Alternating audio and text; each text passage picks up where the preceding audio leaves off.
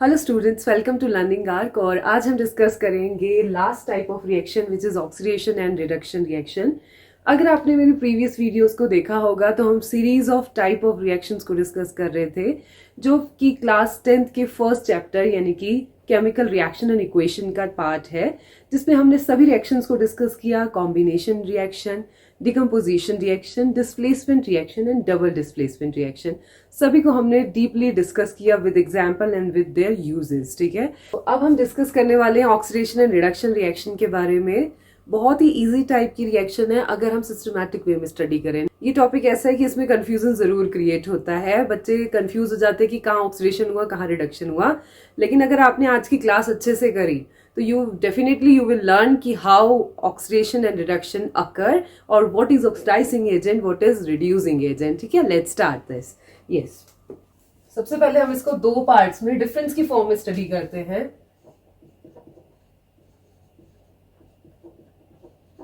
Oxidation and here is reduction. Clear students? So what is oxidation? Oxidation अगर हम बात करें तो जनरली पहला होता है addition of oxygen. Second is removal of hydrogen. Fine, यानी कि एडिशन होना ऑक्सीजन का और रिमूवल होना किसका? हाइड्रोजन का। वहीं अगर हम रिडक्शन की बात करें तो इट इज जस्ट अपोजिट, बिल्कुल अपोजिट होगा। It is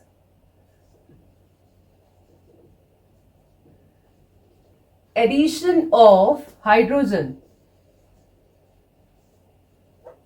and second one is removal of oxygen. ये भी कब? During a reaction. किसी भी रिएक्शन के दौरान अगर एडिशन होता है, हमारा ऑक्सीजन एड ऑन हो जाता है आफ्टर रिएक्शन, जो हमारे पर रिएक्टेंट से, वैसे एग्जांपल्स हम बहुत अच्छे से क्लियर करेंगे। ठीक है, तो क्या होगा? एडिशन हो जाता है अगर ऑक्सीजन का या फिर रिमूवल हो जाता है हाइड्रोजन का, तो दोनों ही केस में क्या हुआ? ऑक्सीडेशन हुआ इन अ रिएक्शन। ठीक, ये तो सिर्फ हमें डेफिनेशन ही बताता है। During a reaction if oxygen is added और hydrogen is remove in a reaction, then it is known as oxidation. ठीक है, if addition of hydrogen and removal of oxygen take place in a reaction, then we can say that reduction occur। ठीक है, कि reduction हुआ है। अब हम इसके जनरल एग्जांपल से डिस्कस करते हैं। Yes, first example, we are taking first example, copper oxide plus H2, इसको हीट किया। हीट करने पर क्या होगा? कॉपर इज सेपरेटेड और H2O इज फॉर्म्ड। ठीक है, क्या बन गया? हाइड्रोजन से हाइड्रोजन के पास ऑक्सीजन ऐड हो गया। ठीक है, हेयर इज व्हाट? इसके पास पहले ऑक्सीजन था, कॉपर के पास before the reaction oxygen, it has oxygen. ठीक है, एंड आफ्टर रिएक्शन कॉपर ने ऑक्सीजन को लूज कर दिया। ठीक है, तो हम क्या कहेंगे कि loss of removal of oxygen हुआ ना। रिमूवल ऑफ ऑक्सीजन यानी कि इस यहां पर पहले ऑक्सीजन था लेकिन अब ऑक्सीजन नहीं है, तो रिमूवल ऑफ ऑक्सीजन हुआ। रिमूवल ऑफ ऑक्सीजन, जब ऑक्सीजन रिमूव हुआ तो क्या हुआ? रिडक्शन। ठीक है, क्या हुआ? रिडक्शन हुआ। अगर हम सेकेंड केस को ध्यान से देखें तो यहां पर सिर्फ हाइड्रोजन था, H2 गैस थी। ठीक है, and after reaction it will become H2O, यानी कि ऑक्सीजन भी आ गया इसमें, तो एडिशन ऑफ ऑक्सीजन हो गया रिएक्शन में। तो addition of oxygen means oxidation हुआ। So addition of oxygen, it means oxidation occur, यानी कि इस केस में हमारे पास क्या हुआ? ऑक्सीडेशन हुआ। और अबव केस में क्या हुआ? रिडक्शन हुआ। क्लियर आई थिंक कि किसने ऑक्सीडेशन किया, किसने रिडक्शन किया। बस आपने ये चार बातें ध्यान से रखनी है कि एडिशन ऑफ O2 अगर ऑक्सीजन का ऐड हो रहा है और रिमूवल ऑफ H2 हो रहा है किसी रिएक्शन में, तो वो किसकी बात कर रहा है? ऑक्सीडेशन की ही बात कर रहा है। क्लियर? अगर हम बात करें रिडक्शन की, तो अगर removal of addition of H2 हो रहा हो या फिर रिमूवल ऑफ ऑक्सीजन हो रहा हो, तो किसी भी रिएक्शन में अगर ये सब हो रहा है इसका मतलब रिडक्शन हो रहा है डेफिनेटली, ठीक है। तो इस एग्जांपल से आपको काफी चीजें क्लियर होगी। अब हम बहुत सारे अदर एग्जांपल्स को भी डिस्कस करते हैं। एंड बिफोर मूविंग फर्दर हमें ये भी पता होना चाहिए what is oxidising agent and what is reducing agent, ठीक है। जो अपनी ऑक्सीजन डोनेट कर दे किसी और को ऑक्सीडेशन कराने के लिए in oxidation reaction. Oxidation reaction क्या होगी बच्चों, जनरली ये बताओ। जहां पर ऑक्सीडेशन हुआ है ये ऑक्सीडेशन रिएक्शन है। कौन सी ऑक्सीडेशन रिएक्शन अगर मैं बात करूं, ऑक्सीडेशन रिएक्शन। ऑक्सीडेशन रिएक्शन कौन सी होगी, व्हेन H2 बिकम H2O। ये पूरी की पूरी रिएक्शन क्या है हमारी, ऑक्सीडेशन रिएक्शन, जिसमें ऑक्सीडेशन हुआ है, परफॉर्म हुआ है। ऑक्सीडाइजिंग एजेंट जो क्या करे, पहली कंडीशन ऑक्सीडाइजिंग एजेंट कौन होगा, that the substance or that element or that compound which can give oxygen for oxidation, जो अपनी ऑक्सीजन को डोनेट करे ऑक्सीडेशन कराने के लिए in oxidation reaction, then it is known as oxidising agent, ठीक है। द एलिमेंट और compound which give oxygen or donate oxygen, which give oxygen for oxidation are called oxidising agent. उसी को ही हम क्या बोलते हैं, ऑक्सीडाइजिंग एजेंट। एक और डेफिनेशन इसकी बनकर आती है कि द एलिमेंट और कंपाउंड रिमूव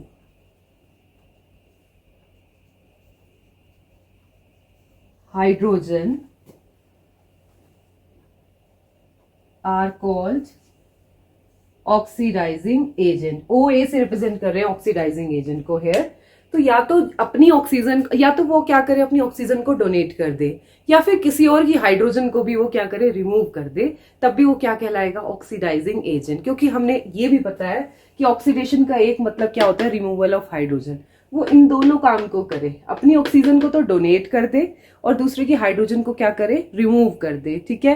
रिएक्शन में से अगर कहीं ना कहीं हाइड्रोजन प्रेजेंट है, उसको रिमूव करने का काम अगर वो कर रहा है, तो इसका मतलब वो क्या है, एक ऑक्सीडाइजिंग एजेंट है। इस रिएक्शन में बताइए कि इसमें कौन ऑक्सीडाइजिंग एजेंट होगा। देखो, जो अपनी ऑक्सीजन को क्या करे, डोनेट कर दे। Copper oxide is a oxidising agent. Why it so, क्यों है ये ऑक्सीडाइजिंग एजेंट, क्योंकि इसने अपनी ऑक्सीजन को डोनेट कर दिया रिएक्शन में। अगर मैं यहां से यहां तक जाऊं तो पहले उसके पास ऑक्सीजन थी, लेकिन उसने ऑक्सीडेशन कराने के लिए क्या करा, डोनेट कर दिया अपनी ऑक्सीजन को।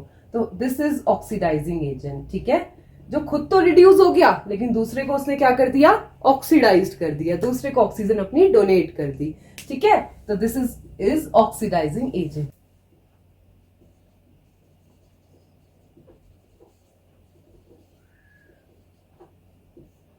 So what is reducing agent?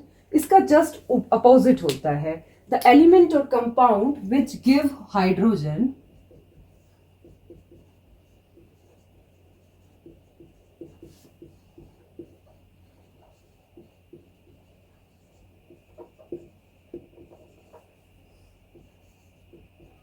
Which give, यानी कि क्या करे, अपनी हाइड्रोजन को तो डोनेट कर दे।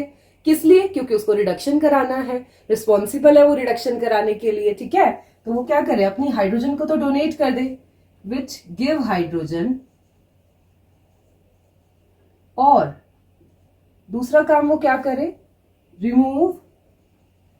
अगर रिएक्शन में कहीं पर भी ऑक्सीजन है उसको रिमूव कर दे, तब भी वो क्या करा रहा है, रिडक्शन ही करा रहा है। Remove oxygen in a reaction is called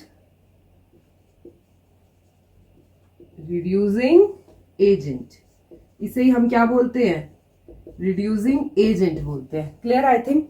so what is oxidising agent? Oxidising agent मतलब जो रिस्पॉन्सिबल है ऑक्सीडेशन कराने के लिए।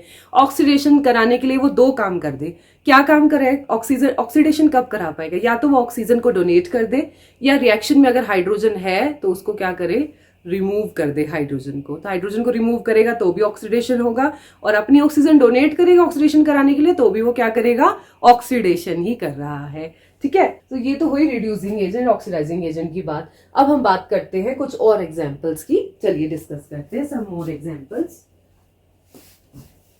Late us discuss some more examples.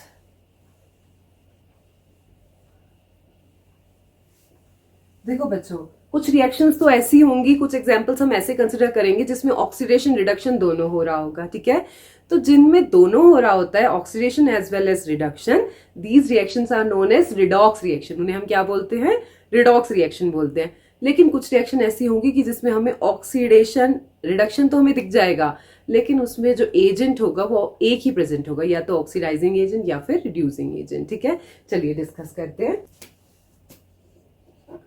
ZnO plus carbon से रिएक्शन हुई, Zn बन गया एंड देन CO2 बन गया। Clear I think. बैलेंसिंग के लिए, क्योंकि यहाँ पर क्या है देखिए ध्यान से, 2 ऑक्सीजन है तो यहाँ पर 2 लगा देते हैं, और इसे बैलेंस करने के लिए यहाँ पर 2 लगा देते हैं। ये हमने रिएक्शन देख ली। ठीक है, अब आप ध्यान से देखिए, अगर मैं यहां से यहां मूव करूं तो क्या हुआ, है ना। अगर मैं ZnO से Z की तरफ मूव करूं तो आप खुद बताइए यहाँ पे क्या हुआ। यहाँ पर रिएक्शन में जिंक के पास पहले ऑक्सीजन था बिफोर रिएक्शन, और आफ्टर रिएक्शन क्या हुआ, इसके पास से रिमूव हो गया ऑक्सीजन। इसका मतलब क्या हुआ, यहाँ पर रिडक्शन हुआ। क्या हुआ, लॉस ऑफ ऑक्सीजन, है ना, removal of oxygen, loss of oxygen, कुछ भी बोल सकते हैं। तो क्या हुआ, रिडक्शन अकर। क्लियर। इसके अपोजिट में अगर मैं बात करूं कार्बन की, इसके पास before the reaction there is no oxygen present in this, तो ऑक्सीजन नहीं था, लेकिन after reaction it has CO, यानी कि ऑक्सीजन भी है उसके पास, कार्बन के साथ साथ क्या आ गया, ऑक्सीजन। तो यानी कि क्या हुआ इस केस में, एडिशन ऑफ ऑक्सीजन हुआ। ठीक है, तो एडिशन ऑफ ऑक्सीजन मतलब ऑक्सीडेशन। ठीक है, तो इस केस में क्या हुआ, ऑक्सीडेशन। तो ये तो बहुत आसान है आपको निकालना, ऑक्सीडेशन भी और रिडक्शन भी। ठीक है, जिन रिएक्शंस में रिडक्शन एंड ऑक्सीडेशन दोनों होता है उसको हम क्या बोलते हैं, क्या बोलते हैं इस रिएक्शन को, रिडॉक्स रिएक्शन। क्या बोलते हैं, रिडॉक्स रिएक्शन बोलते हैं। ठीक है, क्लियर आई थिंक। अब आप ध्यान से देखिए बच्चों, इसमें देखते हैं ध्यान से। अब बताओ व्हाट इज ऑक्सीडाइजिंग एजेंट और व्हाट इज रिड्यूसिंग एजेंट। तो देखो ऑक्सीडाइजिंग एजेंट, देखो जिंक ऑक्साइड था पहले, और इसने अपनी ऑक्सीजन क्या करी, डोनेट कर दी। किसको, कार्बन को, है ना। जब इसने अपनी ऑक्सीजन डोनेट करी ऑक्सीडेशन कराने के लिए, तो खुद तो ये रिड्यूस हो गया, खुद तो इसने रिडक्शन किया, खुद तो रिड्यूस हो गया, इसके पास अब ऑक्सीजन नहीं है, लेकिन ये बिहेव किसकी तरह करा, एक ऑक्सीडाइजिंग एजेंट की तरह बिहेव किया। ठीक है, यानी कि which give oxygen for oxidation, जिसने अपनी ऑक्सीजन को दे दिया ऑक्सीडेशन कराने के लिए। तो ये बिहेव किसकी तरह कर रहा है, ऑक्सीडाइजिंग एजेंट की तरह। अच्छा, एक और अगर आप सीनियर क्लासेस में जाएंगे ना, आपको ये भी समझ आएगा। अगर अभी इन डेफिनेशंस को पढ़ के निकालें तो आप ये नहीं कह सकते कि कार्बन जो है वो रिड्यूसिंग एजेंट है। लेकिन एक और डेफिनेशन भी आती है, जब 11th स्टैंडर्ड में आप रिडॉक्स रिएक्शन नाम का एक चैप्टर है, तो अगर आप उसको स्टडी करेंगे तो आप समझ पाएंगे कि जिसने दूसरे की ऑक्सीजन को गेन कर लिया वो भी किसकी तरह बिहेव करता है, यहाँ पर ये एक रिड्यूसिंग एजेंट की तरह बिहेव करेगा। क्लियर। लेकिन अभी तक की, अगर अभी तक की नॉलेज के अनुसार बात करें तो आप यही कहेंगे कि ZnO is oxidising agent and that's it. आप इसे रिड्यूसिंग एजेंट नहीं बता पाएंगे। ठीक है, लेकिन आप सीनियर क्लासेस में जितना और डिस्कस करते रहेंगे रिडॉक्स रिएक्शंस के बारे में, then you will come to know कि ये हमारा रिड्यूसिंग एजेंट की तरह बिहेव कर रहा है। और रिएक्शन में अगर कोई रिडॉक्स रिएक्शन है और एक ऑक्सीडाइजिंग एजेंट है, तो उसका नेबरिंग वन रिड्यूसिंग एजेंट तो उस रिएक्शन में होगा ही होगा। ठीक है, क्योंकि उसने दूसरे की ऑक्सीजन को गेन कर लिया। ठीक है। हाँ, अब एक और एग्जाम्पल हम डिस्कस करते हैं फेरिक ऑक्साइड का, Fe2O3। आयरन ऑक्साइड का एक एग्जाम्पल देखते हैं, Fe2O3 प्लस एल्यूमिनियम। ठीक है, एल्यूमिनियम के साथ ये रिएक्शन कर रहा है। और अभी हमने इससे पहले डिस्कस किया था रिएक्टिविटी सीरीज के बारे में प्रीवियस वीडियो में, तो हमें पता है कि एल्यूमिनियम जो है वो मोर पावरफुल है, तो वो उसको इसके सॉल्ट से रिप्लेस कर देगा।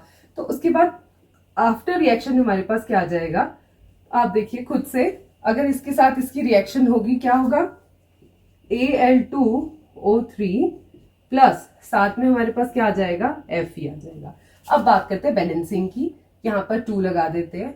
Oxygen is 3, here is 3, here is 2, यहाँ 2 लगा दिए, रिएक्शन हो गई हमारी बैलेंस। ठीक है, अब बताइए कहां पर ऑक्सीडेशन हुआ और कहां पर रिडक्शन हुआ। तो देखिए अगर मैं बात करूं आयरन ऑक्साइड से आयरन के बीच में चलने की, तो इसके पास पहले ऑक्सीजन था, अब इसके पास ऑक्सीजन नहीं है, तो यहां पर क्या हुआ, रिडक्शन।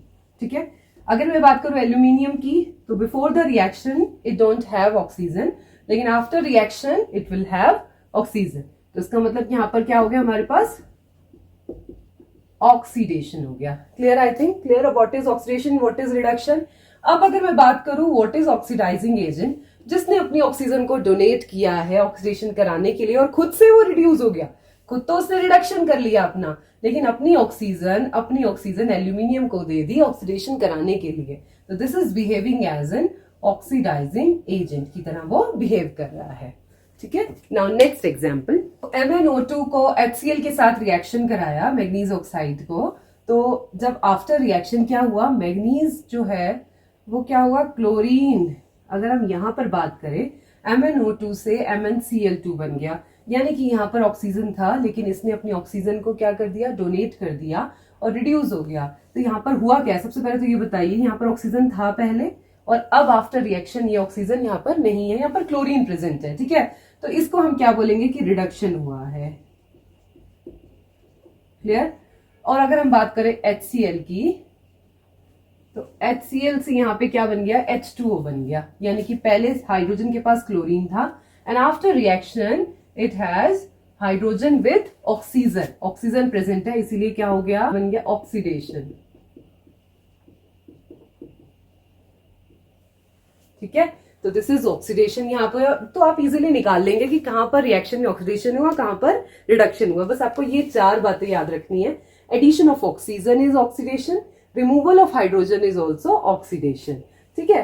अब बात करते हैं कौन ऑक्सीडाइजिंग एजेंट की तरह बिहेव कर रहा है और कौन रिड्यूसिंग एजेंट की तरह बिहेव कर रहा है। तो अगर हम बात करें MnO2 की, तो MnO2 खुद से तो उसने रिडक्शन किया, रिड्यूस हुआ, MnO2 से MnCl2 बन गया, क्लोरीन ले लिया उसने, ऑक्सीडेशन अपनी डोनेट कर दी फॉर ऑक्सीडेशन कराने के लिए। तो खुद से रिड्यूस हुआ है लेकिन अपनी ऑक्सीजन को तो उसने डोनेट किया है, मतलब Mn ने क्या किया, अपनी ऑक्सीजन को दिया, गिव ऑक्सीजन फॉर ऑक्सीडेशन। ठीक है। Then it is known as oxidising agent. तो ये हमारा क्या है, एक ऑक्सीडाइजिंग एजेंट। तो ये तो हमारा बात कर रहा है ऑक्सीडाइजिंग एजेंट की तरह, और ये हमारा बात करेगा किसकी तरह, रिड्यूसिंग एजेंट की तरह बात करेगा। लेकिन इसकी डेफिनेशन अभी हम आपको क्लियरली नहीं बताएंगे, क्योंकि इनमें क्या होता है, इलेक्ट्रॉनिक कंसेप्ट भी चलता है। इलेक्ट्रॉनिक मतलब कितने चार्ज का लॉस और गेन हुआ, उसके अकॉर्डिंग भी एक नई डेफिनेशन बन के आती है ऑक्सीडेशन और रिडक्शन की।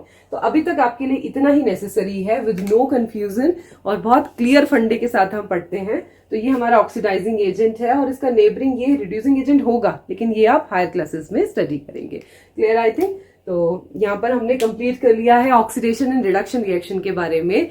अब हम डिस्कस करेंगे कोरोजन एंड रेंसिडिटी के बारे में, last topic of this chapter, और उसके बाद हम डिस्कस करेंगे NCERT exercise. Clear. Now next, yes, now the next topic of this chapter which is corrosion के बारे में हम स्टडी करेंगे। तो what is corrosion, language of science की लैंग्वेज में तो हम इसको बोलते हैं कोरोजन, लेकिन अगर हम बात करें जनरली तो इसका नाम है जंग लगना। आपने जनरली ये वर्ड अपने घर में सुना ही होगा, एवरीडे लाइफ में आप देखते ही हो, बहुत सारे डोर्स, ब्रिजेस आप देखते हो सोसाइटीज में, या फिर और भी चीजें हैं, आपकी साइकिल है, कई बार वो कॉरोड हो जाती है, उसके ऊपर ब्राउन रस्ट आ जाता है, क्योंकि वो आयरन के आर्टिकल से बनी हुई है, इसलिए उसके ऊपर ब्राउन कलर का रस्ट आ जाता है। तो एक तो बात ये जानने वाली है कि व्हाट इज कोरोजन। दूसरी बात, हर मेटल के लिए कोरोजन की कलर अलग अलग होता है, जंग का कलर अलग अलग होता है। अगर ब्राउन रस्ट आ रही है तो इट इज आयरन। ठीक है। ऐसे अगर हम बात करें कॉपर की, तो कॉपर पे ग्रीनिश लेयर आ जाती है एज अ कोरोजन। ठीक है। तो कोरोजन का सबसे पहले तो what is the meaning of corrosion. तो कोरोजन होता क्या है, slowly eating up the surface of metal, metal की सरफेस का स्लोली ईटन होना, when kept under moist और air, जब हम moist में या air में उसे रख देते हैं for long time, लंबे टाइम के लिए अगर हम उसे moist में और air में रख देते हैं, तो slowly उसकी surface का जब eating होता है, the slowly eating up of the surface of certain metal when kept under air or moist for long time, then this condition is known as corrosion, और normally अगर हम बोले तो जंग लगना। क्लियर, आई थिंक क्लियर है ये। Now next, तो सबसे पहले तो इसकी डेफिनेशन को नोट डाउन कर लेते हैं कि what is corrosion. The chemical process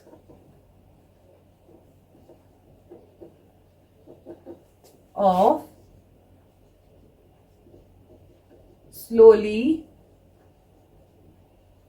eating up of the surface of metal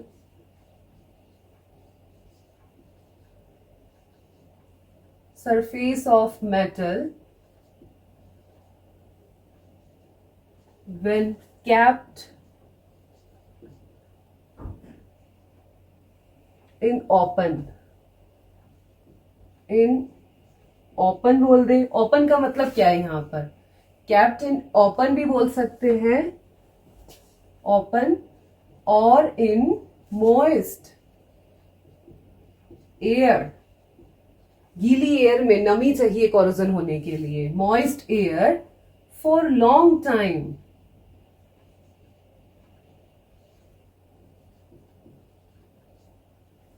is called corrosion. ठीक है, इसी को ही हम क्या बोलते हैं, कोरोजन बोलते हैं। Clear I think. So corrosion होता क्या है, basically slowly eating up of the metal की सरफेस। जब उसे मॉइस्ट एयर में रखा जाता है मेटल को, तो क्या होता है, धीरे धीरे जंग लगता जाता है और उसकी लेयर्स जो होती हैं वो रिमूव होती रहती हैं। एवरीडे लाइफ में आपने ये देखा ही होगा कि मेटल के ऑब्जेक्ट पे ब्राउनिश रस्टी लेयर आई, एक लेयर आई, दूसरी लेयर आई, तीसरी लेयर आई, और एक दिन ऐसा होगा कि पूरा का पूरा डोर जो है वो डैमेज हो जाएगा, खत्म हो जाएगा। क्यों? क्योंकि उसके अंदर से सारी आयरन जो है वो रस्ट हो चुकी है, उस पर कोरोजन लग चुका है। ठीक है, अब हम पढ़ेंगे कि किस मेटल पे कौन से कलर का रस्ट आता है। हमने बात किया किसकी, आयरन के डोर्स की बात कर रहे थे, तो आयरन पे तो ब्राउन कलर का रस्ट लगता है। ठीक है, अदर मेटल्स की अगर हम बात करें तो लिख के बताते हैं आपको। अगर हम बात करें सिल्वर मेटल की, सिल्वर Ag, तो सिल्वर पर जो रस्ट आता है ना वो कौन से कलर का आता है, ब्लैक कलर का। आपने देखा होगा कई बार चांदी जो है रखी रखी ब्लैक हो जाती है। आप मम्मी की अगर देखना, अपनी मदर की, अगर चांदी उनकी रखी हुई है कहीं पर मॉइस्ट एरिया में रखी हुई है, तो क्या होगी, चांदी ब्लैक हो जाएगी। क्यों? क्योंकि उसके अंदर रिएक्शन हो गई, किससे, मॉइस्ट एयर से रिएक्शन हो गई, और उसके बाद जो हुआ कोरोजन की वजह से वो कलर जो हुआ वो चेंज हो गया, यानी कि ग्रे शाइनी अपीयरेंस होती है। आपने देखा होगा सिल्वर की अपीयरेंस, और वो किस में टर्न हो गई, ब्लैक में टर्न हो गया।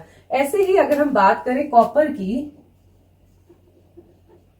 तो कॉपर Cu, ठीक है, और कॉपर का जो कलर आता है उस पे कौन सा आता है, ग्रीन कलर का रस्ट आता है। आपने देखा होगा ना, ये चीज भी बहुत कॉमन है। आप तांबे के अगर कभी बर्तन देखे होंगे, मोस्ट ऑफ द टाइम हमारे पेरेंट्स जो है वो तांबे के जग का यूज करते हैं, है ना, ड्रिंकिंग वाटर के लिए, वो हेल्दियर माना जाता है। तो जब हम उसका यूज करते हैं तो कुछ टाइम पर, क्योंकि वो पानी ही रख रहे हैं उसमें यूटेंसिल में, तो क्या होगा, उसके ऊपर एक ग्रीन कोट आने लगता है, ग्रीन कोरोजन उसके ऊपर आने लगता है। And this green corrosion is what, corrosion of copper, जिसका कलर क्या है, ग्रीन कलर है। ऐसी अगर मैं आयरन की बात करूं, आयरन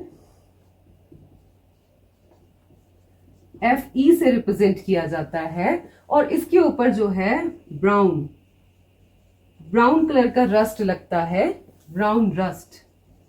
ठीक है, ब्राउन कलर का रस्टिंग लगती है। इसीलिए आयरन के केस में जो कोरोजन है उसको एक स्पेशल नाम दिया गया, we call it rusting of iron. ठीक है, उस केस में हम क्या बोलते हैं, रस्टिंग ऑफ आयरन। ठीक है, अब हम डिस्कस करेंगे कि जब आयरन में रस्टिंग होती है ब्रिजेस में, मोस्टली देखो आप अगर ध्यान से देखें तो ज्यादातर जो मेटल्स में यूज होता है हमारे पास आयरन ही यूज होता है। अब देखिए जितने भी ब्रिजेस वगैरह बने होते हैं वो सब किसके बने होते हैं, आयरन के बने होते हैं। ठीक है, तो आयरन का बहुत शिप्स वगैरह जितनी भी बनती हैं, देखो उनको फ्लोट भी वाटर के अंदर ही करना है, लेकिन उनको मॉइस्ट से भी प्रिवेंट करके रखना है ताकि उनपे ज्यादा कोरोजन आए। कोरोजन आएगा तो क्या होगा, शिप डैमेज होने लगेगी और वाटर उसमें ऑलरेडी अंदर आ जाएगा, तो उससे क्या होगा, बहुत ज्यादा प्रॉब्लम आने के चांसेस है। इसीलिए उस केस में हम एलॉयज का यूज करते हैं, वो भी आप लेटर ऑन स्टडी करेंगे। एलॉयज क्या होते हैं, 2-4 मेटल्स को मिक्स करके यूज कर लेते हैं, जिससे क्या होगा, उस पर कोरोजन भी नहीं आएगा, और साथ में क्या होगा, स्ट्रेंथ हमें आयरन देता है। इसीलिए आयरन को बिल्डिंग मटेरियल भी बोला जाता है, मेन बिल्डिंग मटेरियल है। जितने भी लोहे के सरिये होते हैं, आपने देखा होगा ना,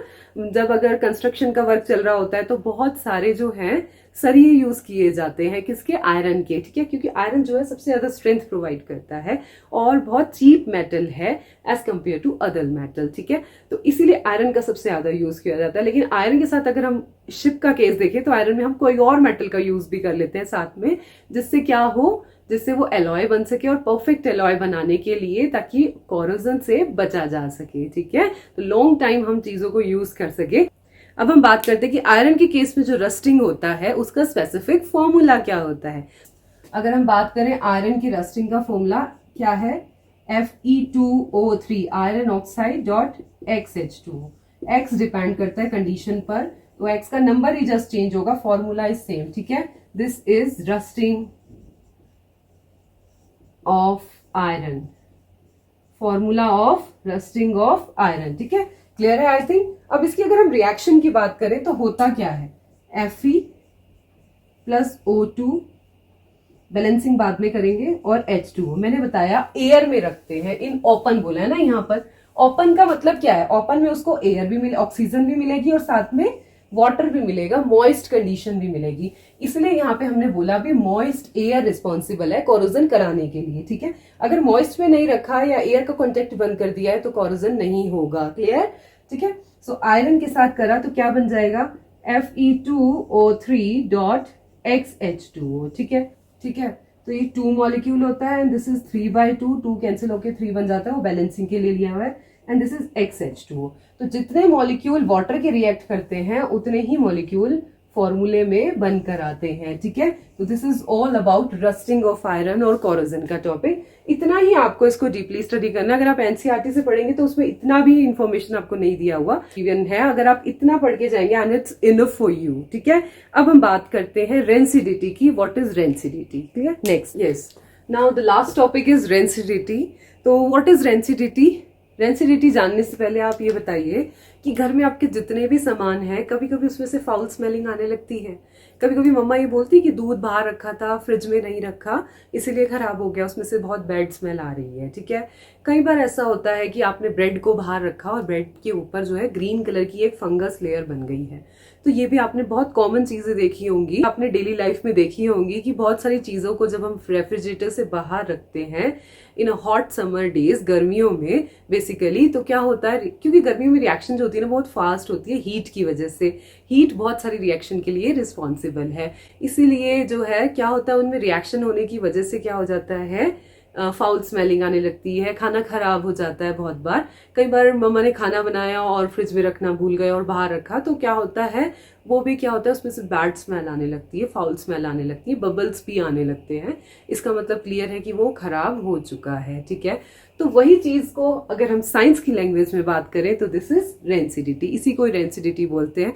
और अगर हम बात करें स्पेसिफिक डेफिनेशन की, यानी कि फूड स्टफ में जो ऑयल वाला कंटेंट है और फैट वाला कंटेंट है उस पर रिएक्शन होना, किसका रिएक्शन होना, इधर बैक्टीरिया का रिएक्शन होना, मॉइस्ट का रिएक्शन होना, एयर का रिएक्शन होना, इन सब की रिएक्शन से फूड का खराब होना, फाउल स्मेलिंग आना, बैड स्मेलिंग आना is known as rancidity.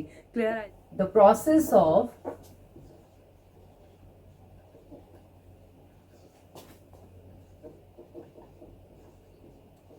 of complete and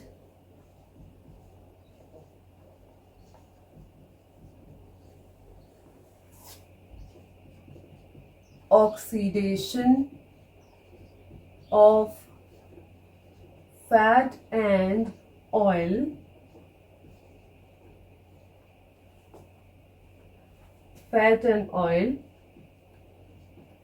present in food when exposed to air, water, moisture and bacterial action, ठीक है। यही बोलते हैं, इसी को ही रेंसिडिटी बोलते हैं। Moist under bacterial action is called rancidity. Clear, इसी को ही हम रेंसिडिटी बोलते हैं।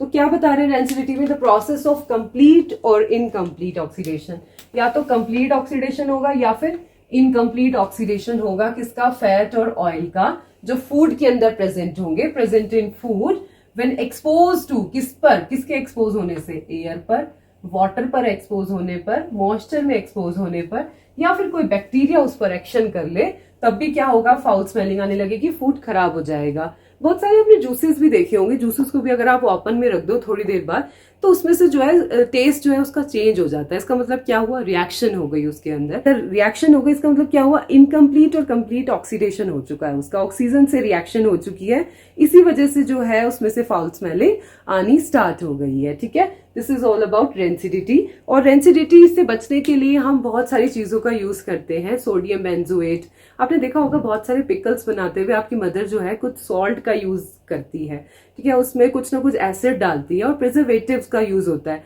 या फिर आपने कभी भी मार्केट से ली हुई बहुत से, जैसे जैम की बोतल है या फिर सॉस बोतल है, तो उसमें नीचे लिखा होता है प्रिजर्वेटिव उन्होंने क्या यूज किया है। ठीक है, उसमें उन्होंने सोडियम बेंजोएट का यूज किया है या कोई और प्रिजर्वेटिव का यूज किया है। बहुत सारे प्रिजर्वेटिव होते हैं, वो फर्दर आप आगे के चैप्टर्स में अभी स्टडी करेंगे। जब हम एसिड बेस एंड सॉल्ट को स्टडी करेंगे तब हम पढ़ेंगे व्हाट आर प्रिजर्वेटिव्स, कौन कौन से टाइप के प्रिजर्वेटिव होते हैं, उनके क्या स्पेसिफिक फॉर्मूला होते हैं।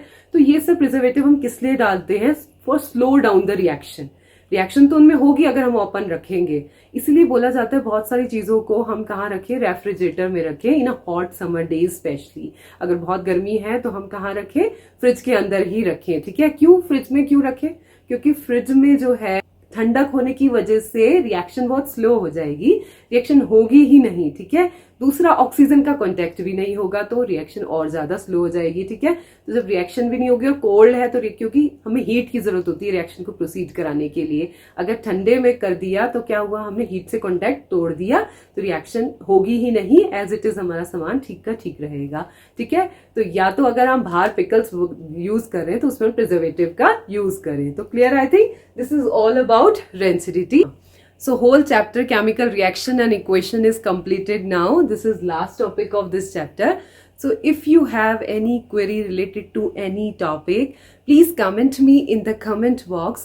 And if you like this video, do like, share and don't forget to subscribe to my channel. Thank you students. और अगर आपने और videos मेरी चाहते हो कि चैनल पर अपलोड हो तो उसके लिए आपको सब्सक्राइब तो ज़रूर करना पड़ेगा।